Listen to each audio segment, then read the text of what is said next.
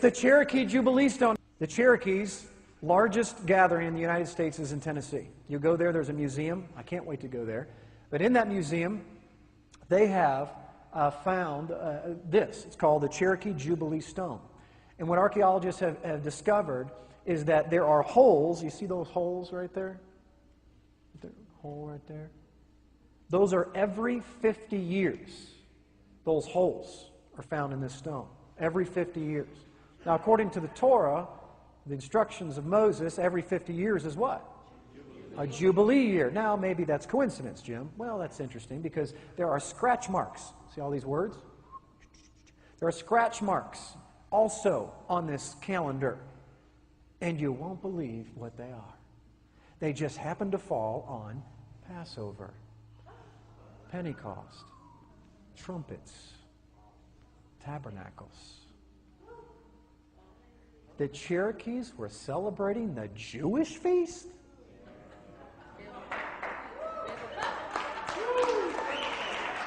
Let me say that. I said that sarcastic, my friends, because they're not Jewish feasts. These are the feasts of the Lord.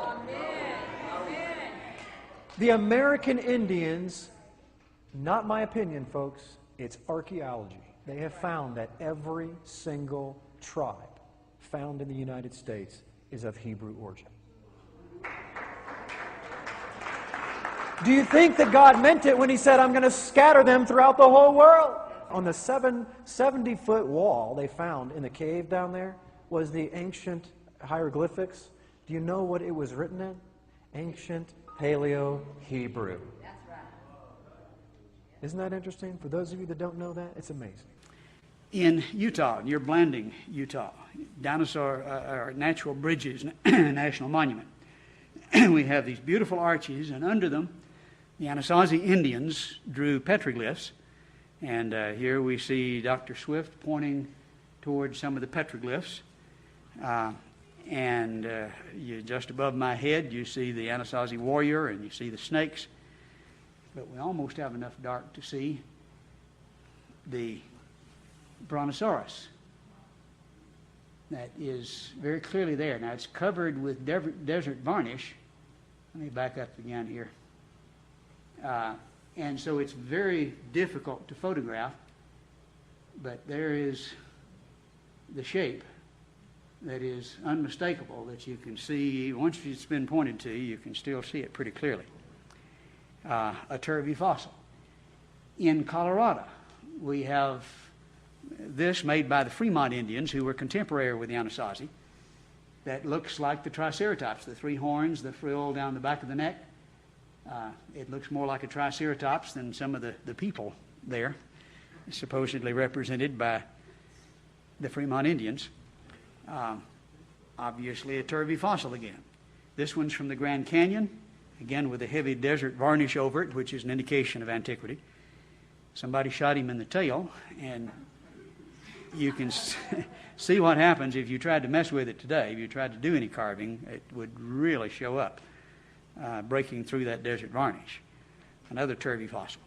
Now again, let's remember the implication according to the evolutionist himself. If you find this kind of thing, evolution would be utterly destroyed. I think we have well verified it. But he won't and can't afford to. In the same context in this book, he goes on to say, ironically, it's also the reason why creationists are so keen on the fake human footprints which were carved during the Depression to fool tourists in the dinosaur beds of Texas. And he's heard about our work all the way from Oxford, but of course he has been sitting behind his desk in Oxford. He's not going to come to Texas and look. But he's sure that they're fake. Now, the interest in the footprints might surprise some, because obviously bones would seem to be better evidence, but not really. Because you can erode the bones and redeposit them. They can fall down cracks. But you can't do that with footprints, can you? Footprints are not going to be intrusionally buried. Can't be. You erode them, they're gone. And so this is really better from that standpoint. It completely eliminates the intrusional burial objection. We've been doing work for the past 20 years in Dinosaur Valley State Park down at Glen Rose. And this is the Paluxy River that runs through that park, where there are just literally thousands of dinosaur tracks. If you like a good place to take a vacation, that's a neat spot. Come down and help us dig up some tracks. These were excavated back in the early 40s by Roland T. Byrd. In addition to these depressed tracks, the four-toed big sauropods and the three-toed tracks, you find some, and many actually, that are slightly raised. Now, what in the world's going on here? Wouldn't a footprint be depressed?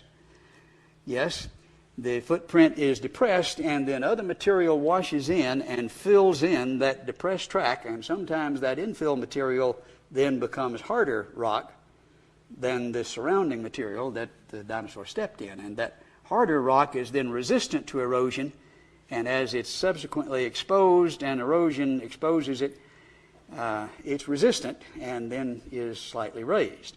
Now that'll be important when we get further into the presentation. We also find tracks that look like this. Well, this one has to be carved. Why? Well, look at it. It's human. And I think we were somewhat intimidated by that. It's just too good to be true was one explanation. So we looked around for some that weren't quite so good, which we were able to find as well. In the lower right-hand corner, we see a very clear human track. We won't go into detail with this one. We've got much clearer ones. But this was identified by the Dallas Crime Lab as a human footprint. And these were just excavated, maybe a week when this picture was taken, and the dinosaur tracks as well. And we found dozens of these, especially individual tracks. This one was downstream, several hundred yards, but I think you can see the very obvious configuration there. But the real strength, I think, comes in sequence, and these had vague impressions in front and behind, but not really clear.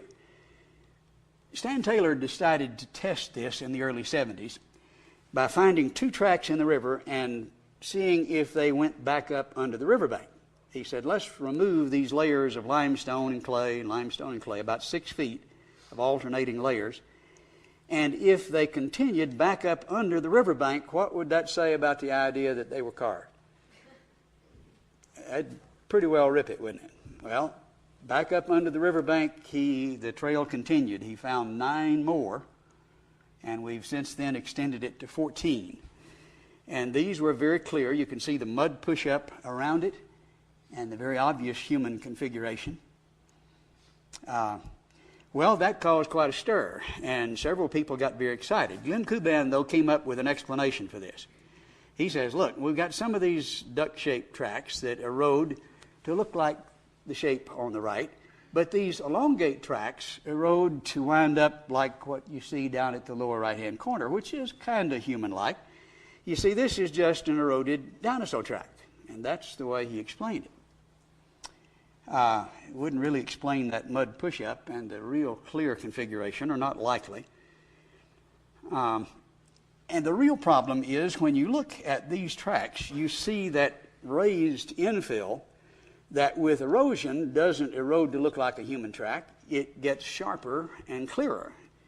And these are extremely clear and getting clearer as the matrix erodes away from it. Looking at a side view, you can see as that matrix erodes away, it's being made more pronounced.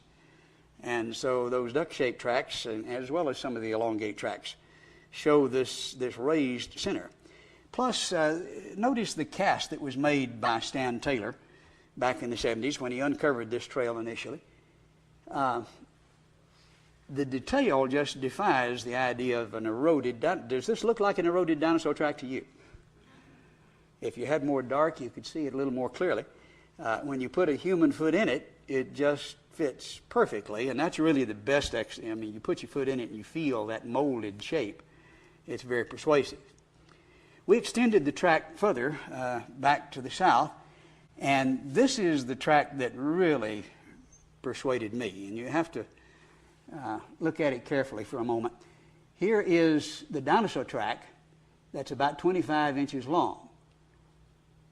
But look what stepped in the middle of it. You see all 5 toes and instep and heel just extremely clear right in the middle of it. Now, if it gets any clearer than that, then it has to be carved. If it's not this clear, then it's just erosion. But we've had some say both about this, and so it must be just right.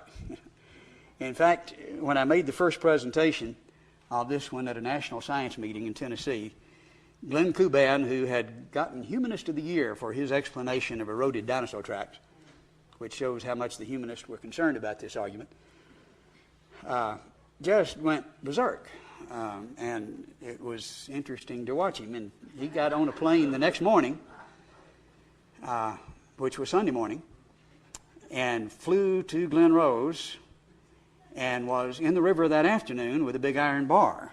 And the owner of the property called me and said, he's out there with an iron bar. And we got out 2 days later, and we could see what had been done to that track. This was just beat to a pulp. Now, we had got stereo photographs. We have casts and molds. It's well documented.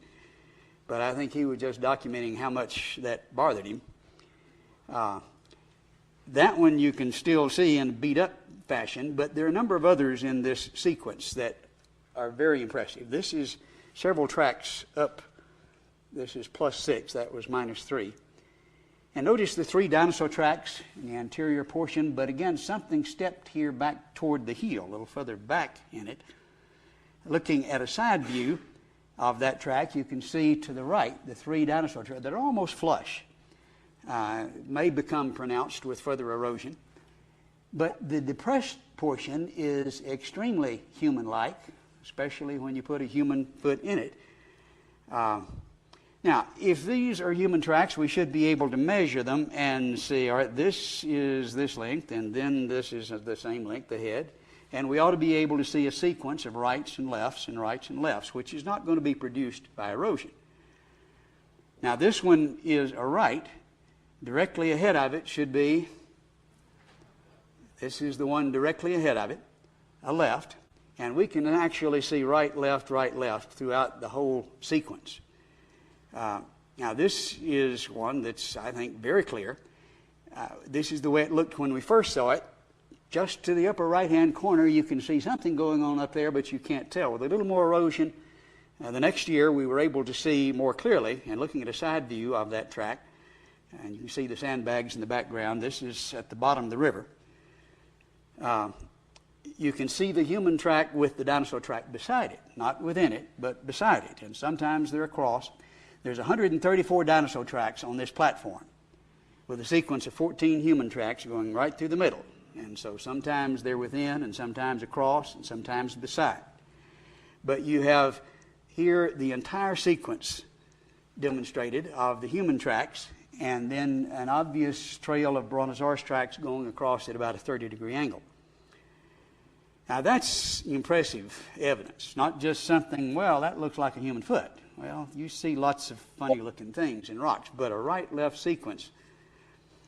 Now you find, when you look in the clouds, you see clouds that maybe look like a bird, or you look at a cliff sometimes and you can see the old man in the mountain. Now, did erosion do that, or was it carved? Well, how would you tell? Well, if you saw 4 old men in the mountain,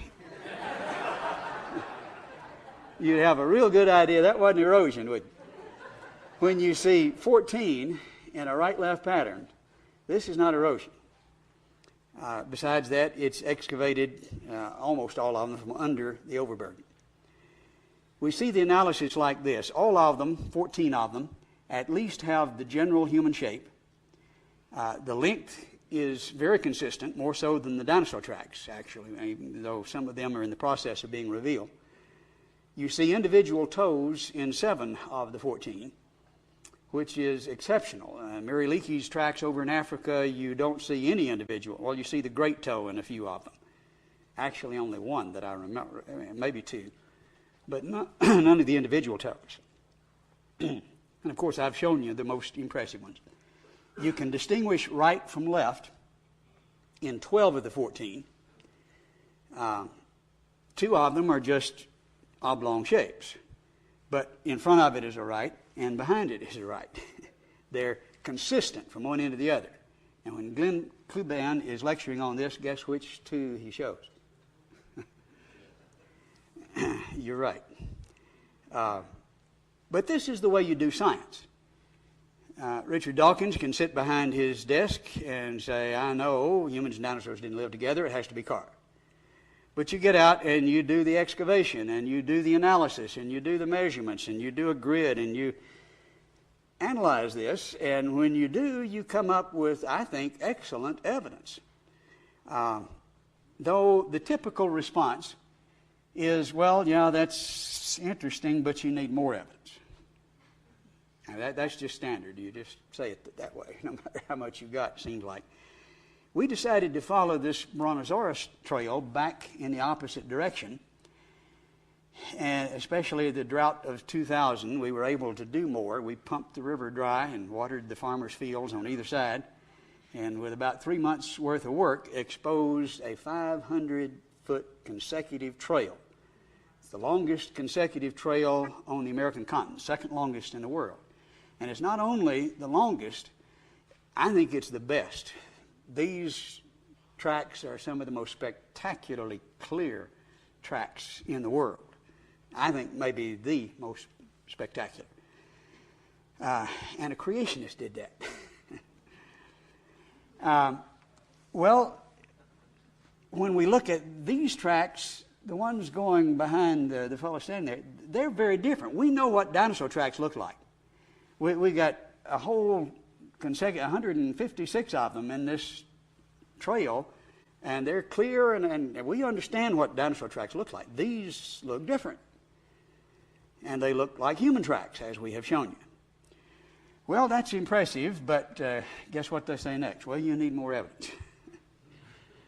So we went ahead of this fella, and you see the platform directly ahead of him. We excavated several layers down, cleaned it off, and sure enough, you see about 100 dinosaur tracks on this platform, and right through the middle of it is another human trail, this time 15 in a right-left sequence.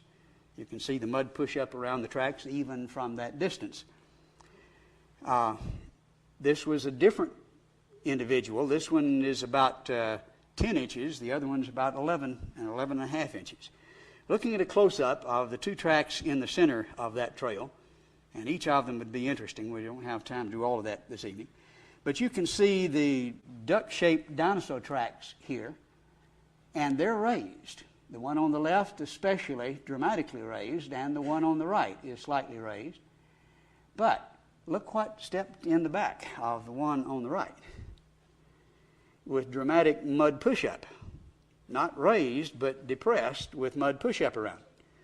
Looking at a close-up of that one on the right, you see here the raised dinosaur track. That's very typical and just like the one beside it, so you know what it's supposed to look like. But there within it is just an incredibly clear human shape with a dramatic arch, and you actually see the joints in the toes. And you can see that it's in a sequence of 15 in a right-left pattern. Others are not quite that clear. Others are very clear, and others not so clear, but that's what you expect when you're making tracks in the mud, maybe not intentionally. And so now we have two trails. Now, you want more evidence? Okay, we got more evidence. And it's interesting to present this on college campuses. We just have lots of fun with it. I think these are the perfect turvy fossils. It's not intrusional like the bones. You can't erode them and redeposit them. They're not carved because they're excavated from under the overburden. It's not erosion. You've got a right-left pattern. How do you explain that? We had Dr. Chuck Finsley come down and look at the tracks. He was wanting one of the dinosaurs that we'd excavated from the area to display. He's curator of the American Museum of Dallas Museum of Natural History in Dallas, and he's recently retired. He was there for 30 years. And he looked at these, and he got rather disturbed and went home, and then came back, and then went home. And third time down, he said, well, Dr. Patton, I have an explanation for you. I think I can explain these human-looking tracks. He says, I think they were made by aliens. And he was dead serious. And I kind of snickered, and he got mad. And I said, well, Chuck, if they were aliens, I guess they came from a galaxy far, far away, and they're very advanced, more so than we are. And what are they doing walking around barefooted? He didn't like that either. Why don't we take just a few brief questions, and then we'll take a break. Yes? On your new evidence? I'm not allowed to speak for them. John's very much aware of this. And he doesn't like people to tell you what he thinks. If you know him, you're aware of that. But how shall I put it? I can tell you that he did give me permission to say he was very impressed by this model. He is in the process of revising his Young Earth book, and he told me that he was going to include these tracks in it just recently. Or was seriously considering it, or words to that effect. He has had some opposition, and it's more a political thing, and he would say that. There was one of the key men there at ICR that's dead set against it. His explanation to me was that I don't care whether they're real or not. This is something that's like a blow to the solar plexus to the evolutionist. And we don't want to make them mad. We just want to impress them with how good work, because as a devout Calvinist, he's convinced that evidence has nothing to do with faith, which I don't think is a scriptural position. We're supposed to be able to give a rational defense for our faith, a reason for the hope that's in us. And it's based on that. But no, it has nothing to do with faith. All you'll do is make them mad. And so he says he doesn't think that ought to be used. And that is not John's position, but that's the position of some there at ICR, and have brought serious pressure to bear on John not to do this, though I think it's a battle at this point. You just need to think for yourself. Sometimes people are in positions where they can't say all they want to say. And I'll just leave it at that. Yes? Have you guys done any studies on the distance between the human footprints to see how fast that guy was running? Yes. It varies. The average is 26 inches, and I can walk in those steps easily. Now, at 11 and a half inches, if his proportions are average, then he's 6'4". Of course, lots of short people got big feet, so we don't know for sure. But I'm right at 6 feet, and I can walk in them without a whole lot of trouble. You do see that it starts out at the lower end in a fairly normal pace, and then it stops. And that real clear first track that I said persuaded me that was destroyed, that's a standing track. You get the little dots at the end with the hourglass shape. That's a standing track. And the next one overlaps. There's no distance in between. This one is overlapping. But from that point on, they get further and further and further apart. But the average is 26 inches. Okay. Good question. Also at Glen Rose, not in these two trails, is this verdict track that we saw earlier. After the confidence that we gained, I believe, from understanding the Taylor Trail. And by the way, when those markings began to be seen, I mean, here was what Taylor saw when he first excavated, and then as further erosion took place, more things began to be seen that weren't seen and weren't visible. We didn't see all the dinosaur tracks initially. Just the human tracks showed up to begin with.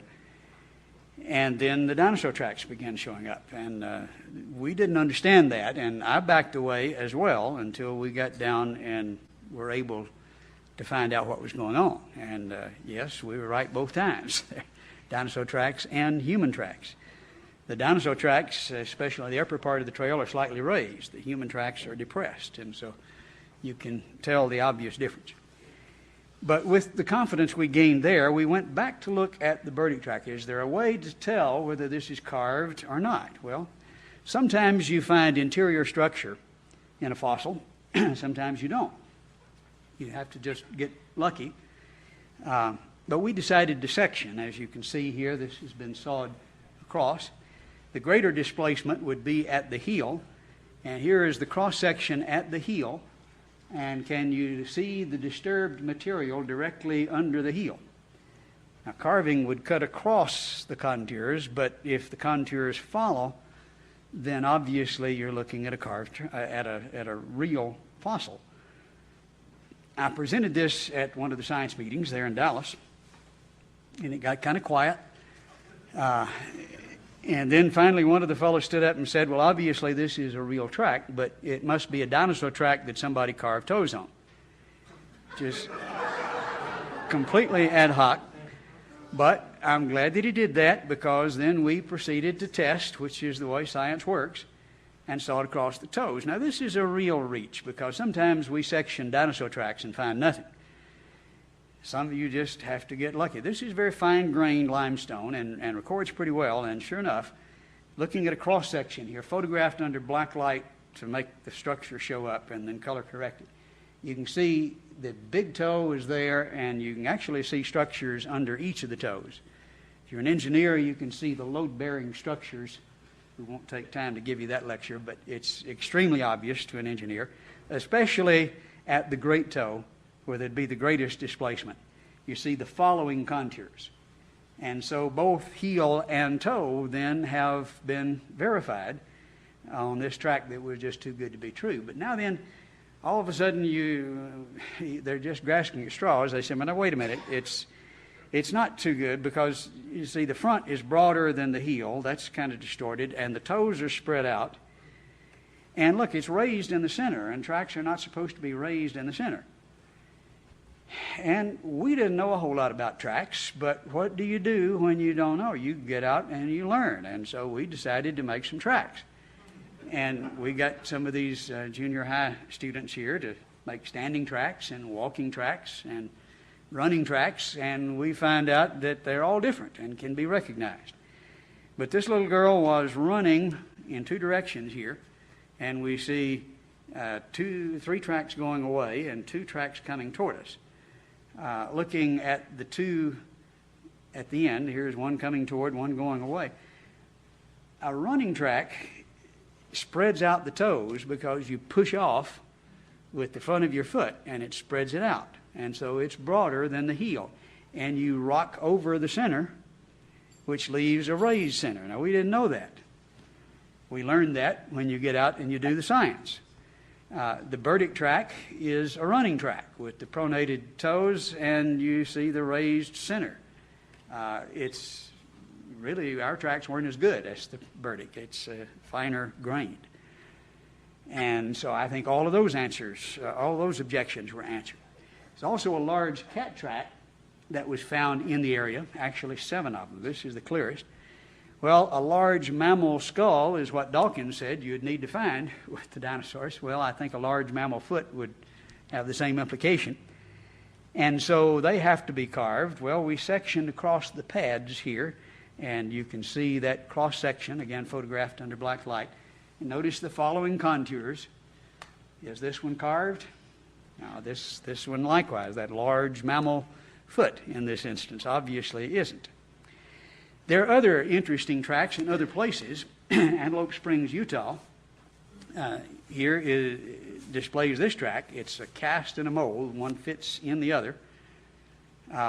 Looks like more a shoe or a sandal print. The interesting thing is this is in the Cambrian, and embedded in the heel is a trilobite, which is typical of that Cambrian area. And you can see that rolled almost like a roly-poly. On the right side there, and then the concave section on the left that fits over. Now, this is, as we suggested, at the very bottom of the column. Now, normally, you don't find human tracks on the bottom of the ocean, which is the kind of environment reflected here. We wouldn't expect it, and normally you don't. But if you ever do once, you know they're not millions of years apart. Interestingly, Reader's Digest made reference to this and says the rock fell open like a book, revealing on one side the footprint itself. The other half slab showed an almost perfect mold. and the footprint and the fossil, which they're referring to here, close up here of that trilobite in the heel. If the print is what it appears to be, it would be sufficient to overturn all conventionally accepted ideas of human and geological evolution. Well, yes, that's if it's what it appears to be. It is now at the Creation Evidence Museum in Glen Rose. Interestingly, right along the side, some have pointed out maybe indications of stitching. It's possible. I'm not going to affirm that, but it would certainly be consistent with it and kind of looks like it. This is obviously another turvy fossil. We've got several places in Texas where we see these kinds of tracks. This picture doesn't show them that well, but they're pointing to 3 in a right-left sequence. This is the clearest, and this is near Sonora, Texas, down in the southern part. And there are at least 5 clear tracks there that were actually I photographed earlier this year.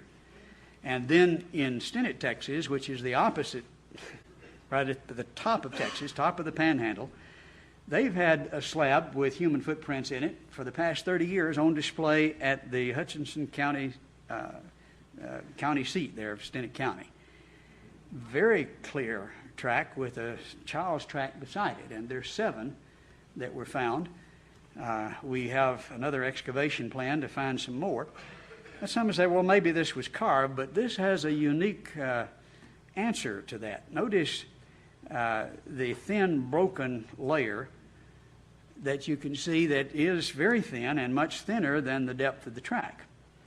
Looking at a side view, you can see that it's much thinner. The track goes down deeper so that if this were carved, it would penetrate that thin layer. And so obviously this isn't carved. That's original impression in the sediment.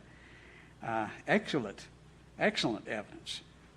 Then in New Mexico, we have this track in the Permian. This is supposed to be 100 million years older than the tracks at Glen Rose, just as clear as it can be. Now, this is a standing track, not a running track.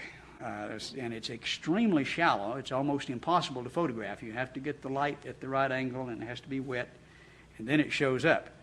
But it's very, very clear. But this is more like what you would see when you got a wet foot on a tile floor walking along, hourglass shape with the dots at the end. Obvious topsy or turvy fossil. In Turkmenistan, there's a plain with all kinds of dinosaurs. This is where the longest consecutive dinosaur track in the world is, the only one longer than the one that we've uncovered. In Pravda, they made this report. The Turkmenian Plateau contains more than 3,000 footprints, but the most mysterious fact is that among the footprints of dinosaurs, footprints of bare human feet were found. We've not been able to get there. I had my visa. We had the fellow who was actually head of the geology department at the University of Turkmenistan had agreed to take us to the site. Paid $1,200 for a visa, and here we go. And now then the government finds out and runs him out of the country because he was going to show us this evidence. He made 3 expeditions to investigate, and in the book Science in the USSR says if we speak about human footprints, it's made by an animal, human-like animal. Incredibly, the footprint is on the same plateau where there are dinosaur tracks. If we speak about the human footprints, well, he says there are 3 trails of human tracks going through the middle, and Pravda reported it that way. We need good pictures, but interesting bit of evidence there. We want to conclude with the statement made by NOVA, who sent people down there. They had 2 weeks of investigation and filming. The people there were excited. They felt like they had really earth-shaking evidence, and went back, and the editor killed it. They did do a short blurb called God, Darwin, and the Dinosaurs, in which they said there is nothing at Glen Rose that looks anything like a human footprint. Now, that's exactly what they said. But then went on to discuss it, and I think we can understand why. Referring to dinosaur footprints side by side with humans, which was plain, they deny. Finding them would counter evidence that humans evolved long after the dinosaurs became extinct, and back up the claim that all species, including man, were created at one time. They said this is what it would mean, and we're not going to do that. And I think I know why. It's not science. It's about philosophy. It's about religion. And it's just bad science in order to defend their religion. But that's the implication. And they're right. That's exactly what that means. And if you think that we've proved our case, then that's the implication of it. All right. Let's see if some of you have some questions. Yes, sir. It seems like you're invited to a lot of universities and you don't seem to make friends there. Why is it that they invite you? Well, usually they don't, but the creation clubs on campus have the right to use the auditorium, and they usually have to go through a lot of excuses and book it 6 months ahead, but they can, and there I am, and there's not anything they can do about it. Though sometimes I'm invited. At Texas A&M, I mentioned earlier, I was invited by the physics department, and we addressed the professors and the grad students. And when it was finished, it was about a 40-minute presentation of what you've seen tonight. So most of what you've seen summarized. The head of the department got up and he said, "Well, Dr. Patton, I find that absolutely compelling and unanswerable. And I just have to accept that." And he turned around and sat down. And we had lots of questions, but not one negative note sounded that day. So it's not always negative. That was just it shocked the daylights out of me, because I used to more, aliens or, somebody carved toes on it or something, falling down cracks or back in caves and all kind of ad hoc explanations. I was talking to one professor, actually made a presentation at a university in Tennessee, State University in Tennessee, to a group of senior geology students, and they all turned around to the head of the department when it was over and to see what he was going to say. And he said, "Well, we don't know that there weren't dinosaurs back there that had human feet."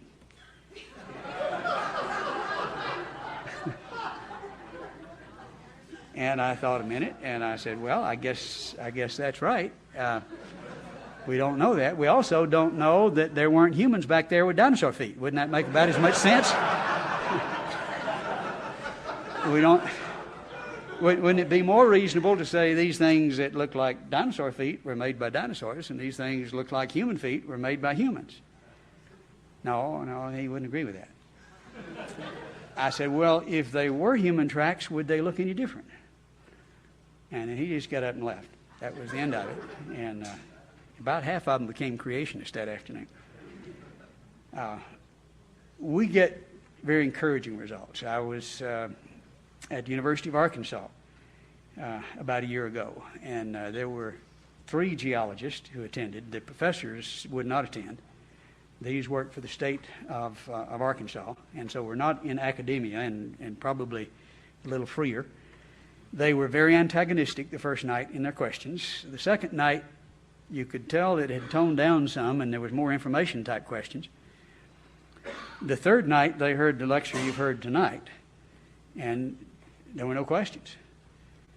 The fourth night, they were there, but the one who had sort of been the leader came up to me after it was over, and he said, "We 3 geologists have been here each night,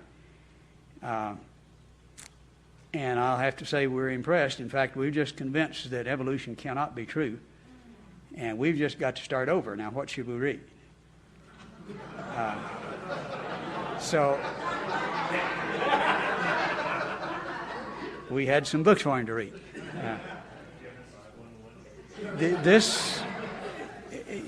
Sometimes they're ready to tar and feather you, and of course that happened in the Lord's day too. And some of them won't believe if they got somebody raised from the dead, but there are honest people out there, and we ought not to be so conceited to think we're the only ones that are. And some of them have only heard one side, and they only see one view, and it looks pretty impressive until they see the alternative view and a consistent presentation. And that's all it takes. I had a geologist who had graduated with a PhD from the University of Alaska called me. This was about 2 weeks ago. And he said, my pastor made me look at your videos. And he said, and I'll just quote directly, he said, it changed my life. And he said, I want to order 3 more sets. He said, I'm going to change some more lives. So don't think people won't be affected. A lot of them won't, but a lot of them will. And we're looking for the honest hearts. Other questions? Yes. Many years ago, I read Dr. Morris's book, The Genesis Flood, and in there was the verdict track, and many people here know about that. And they discussed it in National Geographic in, I think, 1939 or 1940. So I went down to the Denver Library and checked it out and made a copy of the article. And I forget the guy's name who was down there, you mentioned it, but he said in that article that if these are truly human tracks and the whole science of historical geology is wrong, and the geologist might as well take a truck driving, because he realized the significance of it. No. I'm not sure I'd want him on the road either. Go ahead. I coined a phrase from the O.J. Simpson trial, but it applies to the evolutionists. If it doesn't fit, you must omit. Yeah. And that's what they do, is they omit anything that doesn't fit their preconceived ideas. We've had a number of occasions where we've seen deliberate destruction of evidence, at probably half a dozen times. Yes. Every year I go trout fishing on the North Platte and just west of Casper, Wyoming at Alcova Reservoir. And I found a bear print in Cretaceous rock. I think it's Dakota. Would that be your interest? A large mammal track would utterly destroy evolution, as according to Richard Dawkins. Yes, that would do the trick. We need to get it documented. Yeah, get us some pictures, sir. Maybe we can get it. I'm up there from time to time. The owner has not even been able to get some. There's a dinosaur museum in Casper. Yeah, He's not I've been there. Get anybody out to even look at it. Well, they don't want to see it. I was talking there at the Price Museum in Utah about some of these petroglyphs to the curator, and we showed him the pictures that we had just taken. And he acknowledged, well, yes, I've seen several of those. And I said, well, how did the Indians draw pictures of them if they've been gone 65 million years? And he said, well, maybe they were smoking some of that Paiute stuff and dreamed it up. A 65 million year old dream, I guess. Talk about a reach. Carl Sagan, in his book Demon-Haunted Dreams, Ridiculing the Creationist, talks about dragons in all societies and that they look like dinosaurs. He's honest enough to admit, well, that's what they look like. And it's not just China. Virtually every society, from Eskimos to South Sea Islanders and Australia, you have dragons. And he says the explanation is obviously men didn't live back there, but the shrews did. These were little small mammals that lived with the dinosaurs, and we've inherited the memory of these 65 million year old shrews. That's in the book by Carl Sagan. I'd love to inherit my father's memory, but a 65 million year old shrew is a bit of a reach, I think.